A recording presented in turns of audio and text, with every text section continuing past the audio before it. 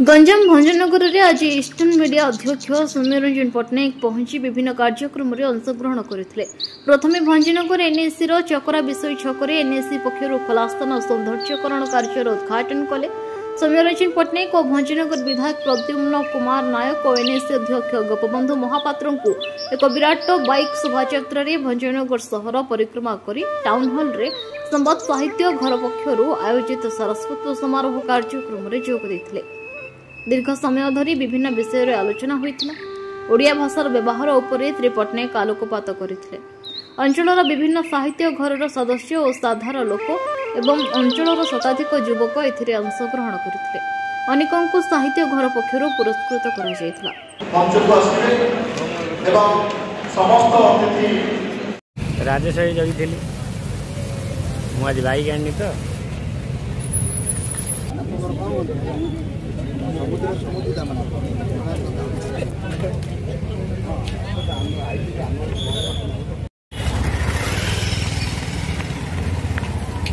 उद्घाटन photo photo उठे परिवार सहित संपर्क निरंजन पट्टनायक जी की जड़े सुदक्ष गांधीवादी चेतनार व्यक्ति थे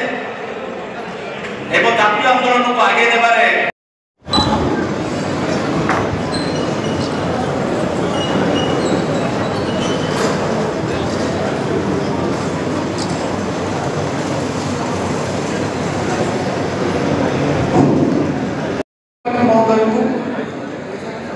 अवसरप्राप्त अध्यक्ष कमिशनर नरेंद्र मंदिर महाविद्यालय भंजनगर डॉक्टर पूर्णचंद्र त्रिपाठी महोदय से मंचक आसवे एवं आम समस्त अतिथि से बर्तमान संबंधित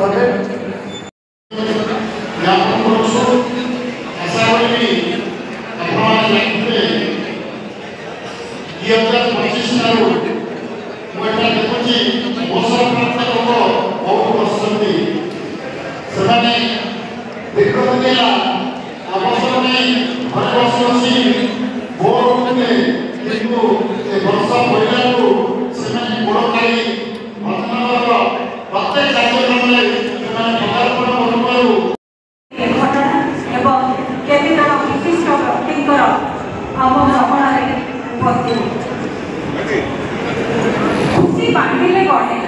भावना तैयारी करबा मीठा खाइबा खुशी बांधिबा आज संवाद साहित्य घर आम राज्यर गोटे अग्रणी संवाद साहित्य घर भाव में निजर परिचय तैयारी कर सारी। मते भंजनगर को आसिले ये भल लगे जे भंजनगर साहित्यिक माने बेस संगठित सारा वर्ष से माने संवाद साहित्य घर हाथ को निया विभिन्न काम हाथ दे ताकू सुचारू रूपे मध्य तुले वृक्षरोपण निशा निवारण एवं विभिन्न समय सभा समिति आयोजन करने कृति छात्र छात्री को पुरस्कार करने निज अंचल विशिष्ट व्यक्ति मानू एकाठी करी सेमानंकु निजर श्रद्धा निवेदन करने एतद् व्यतीत स्थानीय अंचलर अनेक लोकहितकर कार्यक्रम में भाग नहीं निजे लिखा पढ़ा सहित निज आखपाखरे समस्त को से दिगरे अनुप्राणित करी आज गोटे सारस्वत समारोह रे पाखापाखि अनेक साहित्य घर को संगठित करी एकाठी करी गोटे बंधु मिलन आयोजन करने समस्त को पुरस्कृत करने मु भावुची गोटे भल परंपरा यह आग को जारी रहिले आम भाषा साहित्य संस्कृति आहुरी कई पात निश्चित भाव में आगेब। साहित्य घर भली गोटे छोटिया अनुष्ठान एभली सबु वर्गर लोक मानू एकाठी करी एभली गोटे महोत्सव अनुष्ठित करि व्यक्तिगत भाव मु अत्यंत आनंदित एवं मु मने मने भावुची एभली सफल सभार रहस्य कौन हो पारे सबु वर्गर लोक मैंने मिशती तेणु तार उत्तर मु पाई जाइए मो दी पाखे जो दी जन छिड़ाई जड़े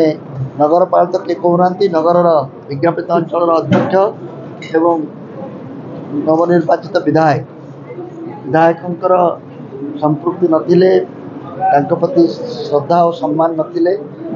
दलमत निर्विशेष सब वर्गर लोक मैंने ये आसी था तेणु मत लगुच भंजनगर में आमर सभाटी साहित्य संपर्क तो वार्ता दौची भंजनगर नागरिक समाज केते समृद्ध हो पार से संपर्क में सूचना मुझे निश्चित कहि आम जो अभियान आरंभ करूँ गोटे लोकर कार्यक्रम बा गोटे अभियान रे ये समस्या समाधान हम नहीं ये वर्ष वर्ष धरी ये अभियान चलवा दरकार सबुबले चलवा दरकार आ भंजमाटी रे ए विषय रे आपण मानक किछि कहिवार आवश्यकता मु अनुभव करि पारु नाही किंतु हमको स्वीकार करने पड़ो जे 20-25 वर्ष तले ओडिया भाषा प्रति जेभली आभिमुख्य थिला सेतेरे गोटे परिवर्तन मु तो निजे अनुभव कर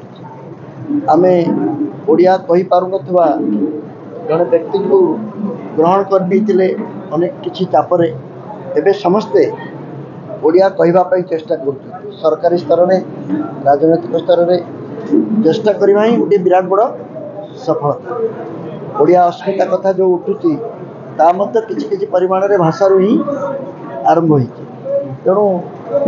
अल्प पथ अतिक्रांत बहु पथ बाकी एति कहबी